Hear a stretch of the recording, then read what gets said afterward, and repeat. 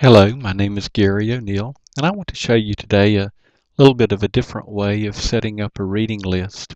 If you're familiar with the new Logos homepage, you know that in the ribbon bar here, there's an area where you can set up your own reading list if you want to read through the Bible or through another resource in a certain number of days, or read so many chapters or verses every day. It's easy to set up that right here. That's good for a number of resources, but for some of the resources, it's really not the way you want to read them. If I'm reading a theology book, I'll probably want to read as far as I can today, and maybe in a couple of other days, pick it up and continue reading from where I left off. That doesn't work in this area here. Also, Logos has so many resources.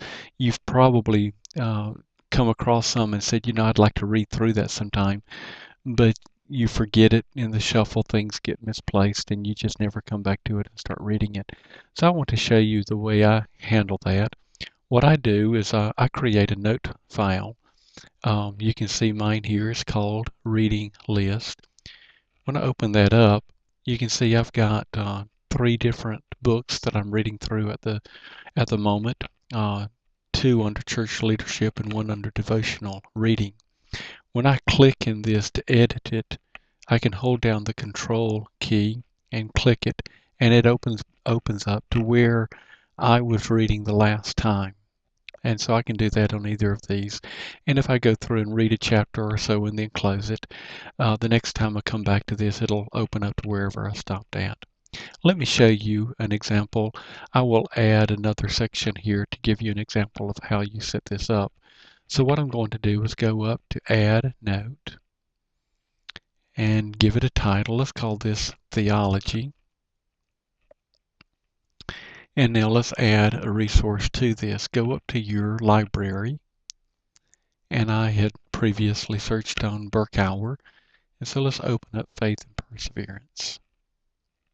We want to create a link to Faith and Perseverance in our notes section over here. So go to the icon here, click the down arrow. Where it says copy location as, click the URL. What that does is copies to the clipboard a link to that resource. You would think you'd be able to come over and paste it in this section here. I assume eventually that's the way it's going to work. Right now it doesn't work like that, but there is a workaround by going to Microsoft Word first. And so let's go over to Word and type in the title of the resource.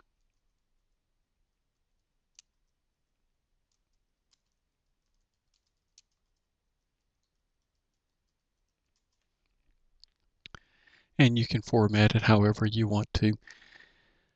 Now what we want to do is create a link to this, and so highlight it, then go to Insert and click Hyperlink.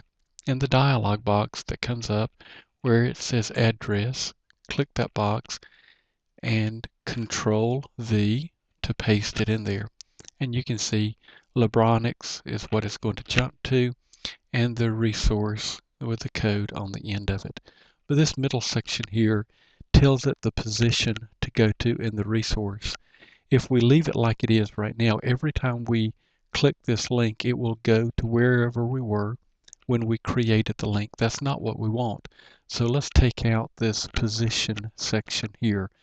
The way you do that is by highlighting from the one vertical separator bar there all the way to the next one so that you leave just one in there. Delete that and click OK.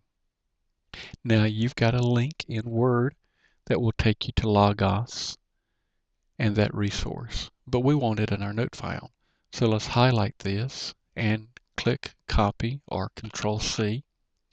Go back to Logos, and now in your note file, Control V to paste it, and now you can format it however you want to. Now let's say you've read a chapter or two of this and you get ready to close it down.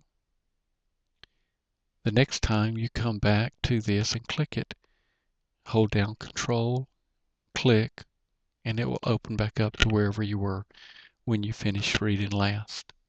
A couple of things you can do with this: you might want to create a section here for books that you want to read so you can keep track of them.